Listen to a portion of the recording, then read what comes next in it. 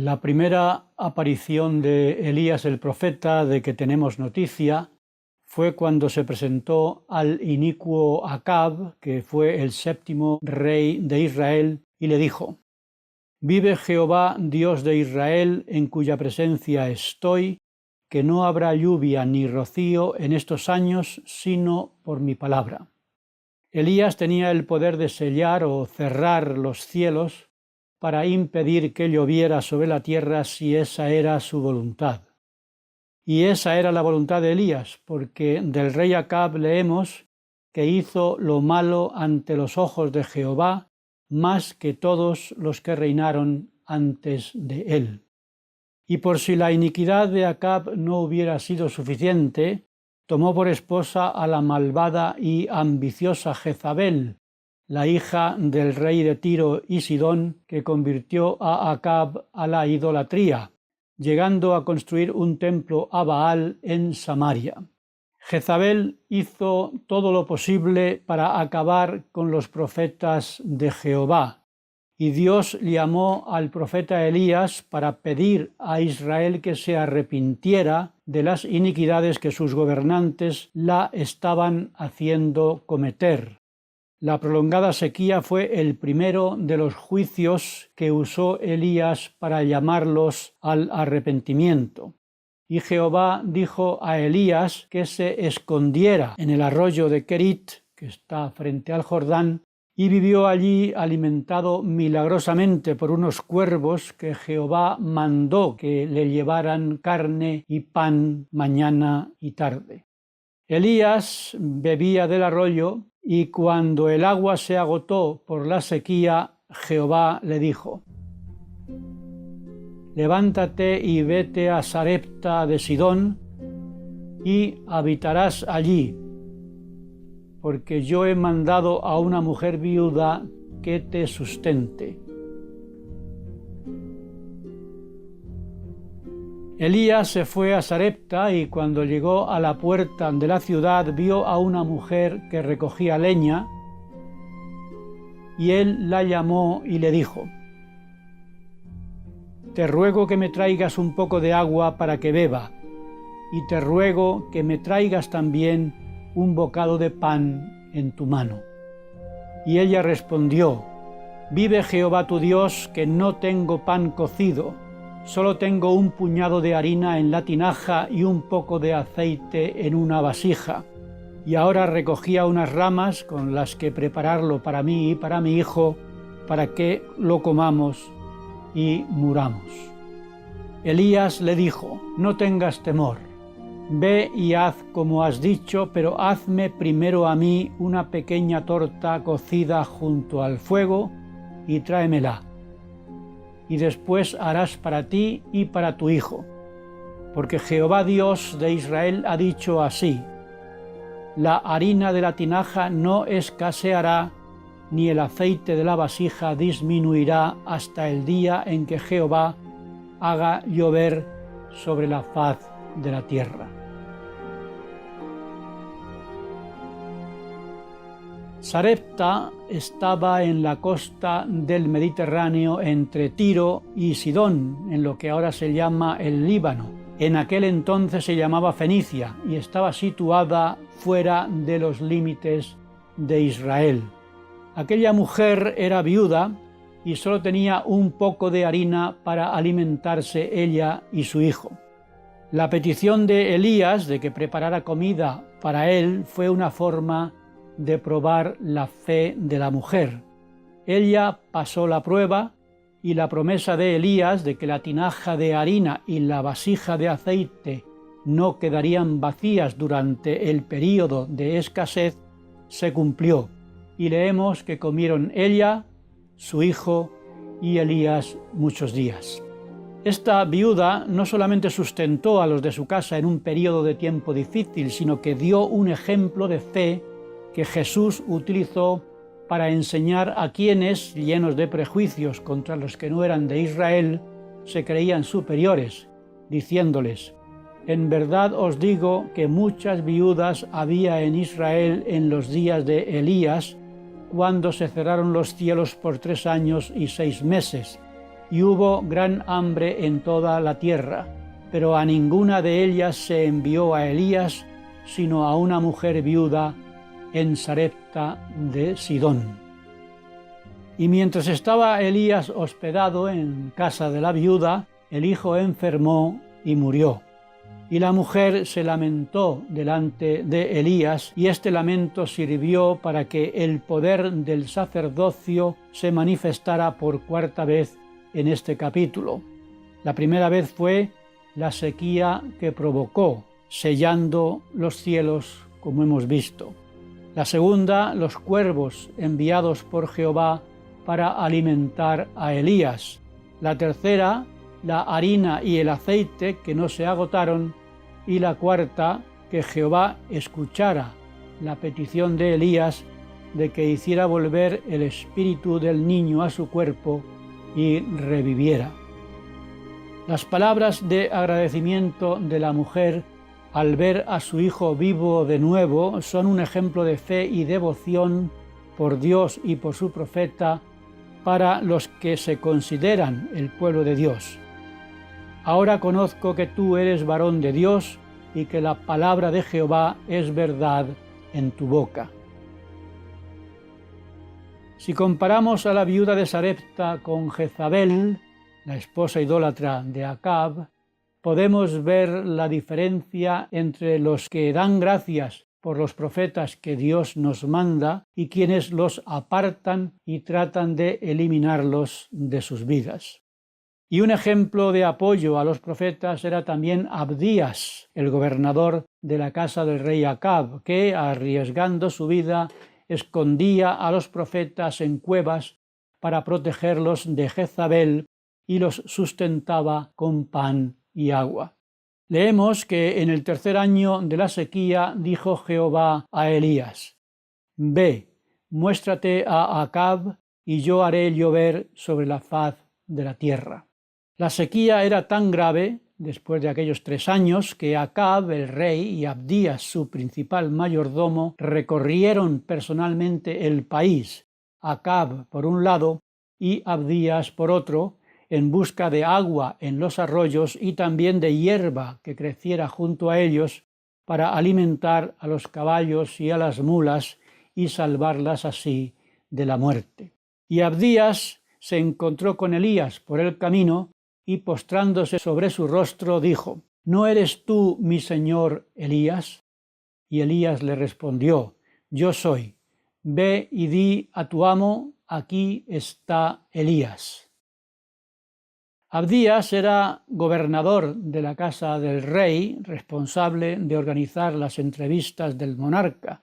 Por esta razón, Elías dijo a Abdías que quería tener una entrevista con el rey Acab.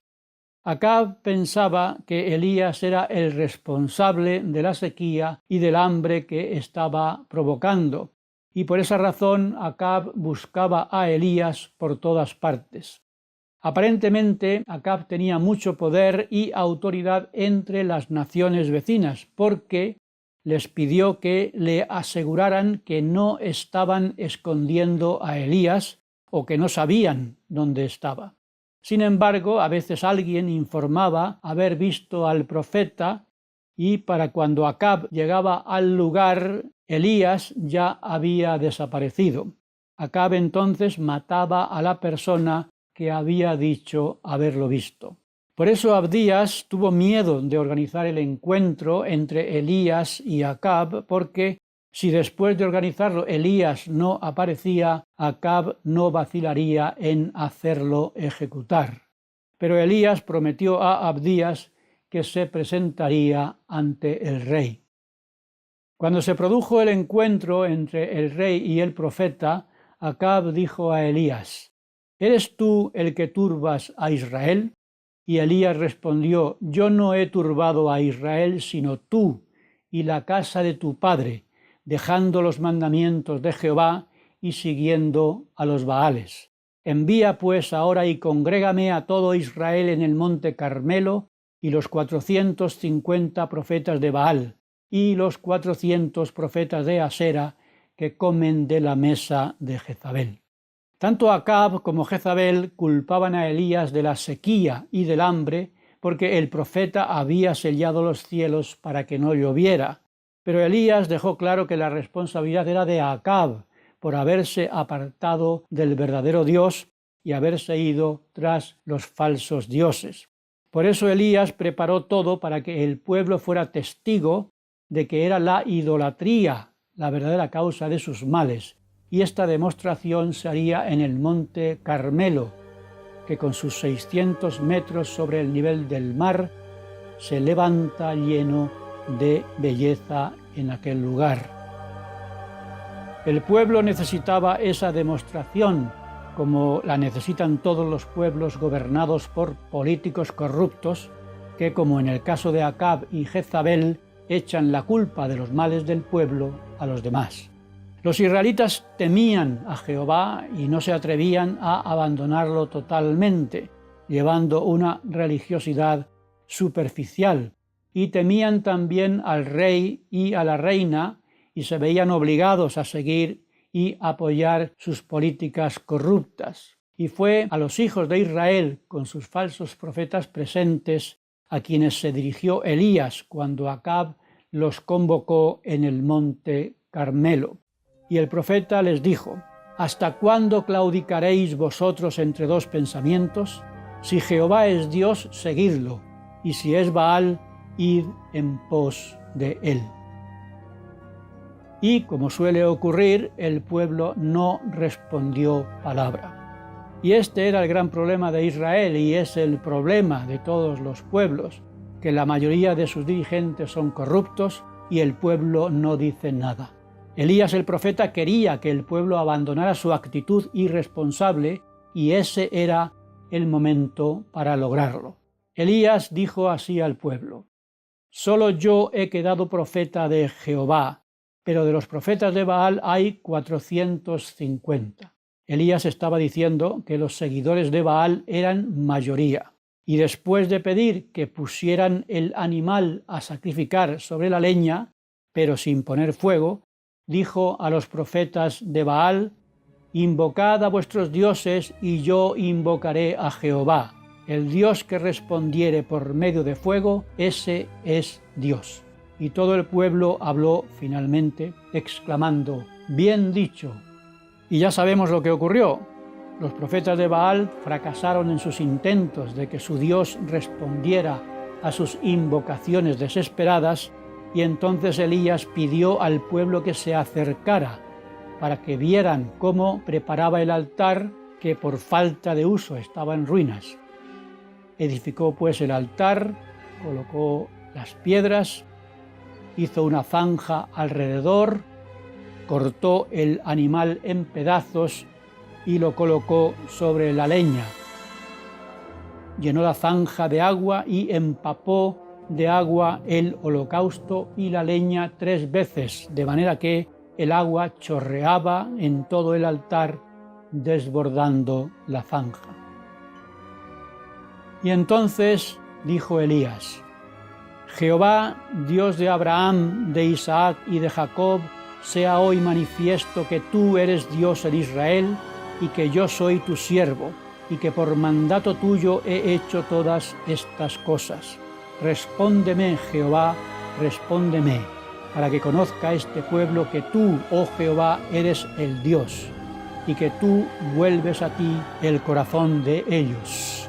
Y el resultado fue que cayó fuego del cielo, el fuego de Jehová, que consumió no solo al animal, sino también la leña, las piedras y toda el agua que había en la zanja. Y ante esta manifestación de poder, el pueblo por fin dejó de claudicar o de dudar entre dos pensamientos, y postrados en tierra exclamaron: «Jehová es el Dios, Jehová es el Dios». Elías entonces acabó con todos los profetas de Baal y después subió a la cumbre del Carmelo y con una oración a Jehová hizo que lloviera de nuevo sobre la tierra. Cuando Acab informó a Jezabel sobre todo lo que había pasado en el monte Carmelo y cómo Elías había matado a todos los profetas de Baal, Jezabel envió el siguiente mensaje a Elías: «Así me hagan los dioses y aún me añadan, si mañana a estas horas no he puesto yo tu vida como la vida de ellos». A la corrupta Jezabel no le importaba lo que contaría su esposo sobre el fuego milagroso que bajó del cielo. Lo único que sentía era unas ansias de venganza y su deseo de matar al profeta de Dios. Y Elías tuvo que escapar por su vida. El profeta huyó primero al territorio de Judá en Beerseba y luego al monte Horeb en Sinaí, a unos 200 kilómetros más al sur. Elías o ayunaba o recibía alimento proporcionado por el Señor durante ese tiempo. Y debe haber sido un periodo de gran soledad para Elías. Los hombres lo buscaban para quitarle la vida y él mismo creía que era el único profeta fiel que quedaba en Israel, de manera que se escondía en una cueva. Y cuando buscaba la compañía de Jehová que le ayudara a superar su soledad, aprendió que Jehová no estaba en el viento, ni en el terremoto, ni en el fuego, sino en un sonido apacible y delicado, que es donde debemos buscar a Dios todos, no fuera en el mundo, sino en nuestro interior, en la paz de nuestra alma. Y Jehová le dijo: «Vuélvete por tu camino y a Eliseo ungirás para que sea profeta en tu lugar». Y halló a Eliseo que araba el campo con 12 yuntas y echó sobre él su manto. El manto del profeta representa el llamamiento y oficio de profeta. Después de eso, después de recibir el manto, Eliseo siguió a Elías y le servía. Y eso es lo que se espera de nosotros, como dijo Elías al pueblo: si Jehová es Dios, seguidle. Y seguimos a Dios cuando seguimos a quien Dios ha dado la autoridad del sacerdocio para actuar en su nombre, como hemos visto hacer a Elías, el profeta de Dios. Sigamos pues a Dios por medio de su profeta.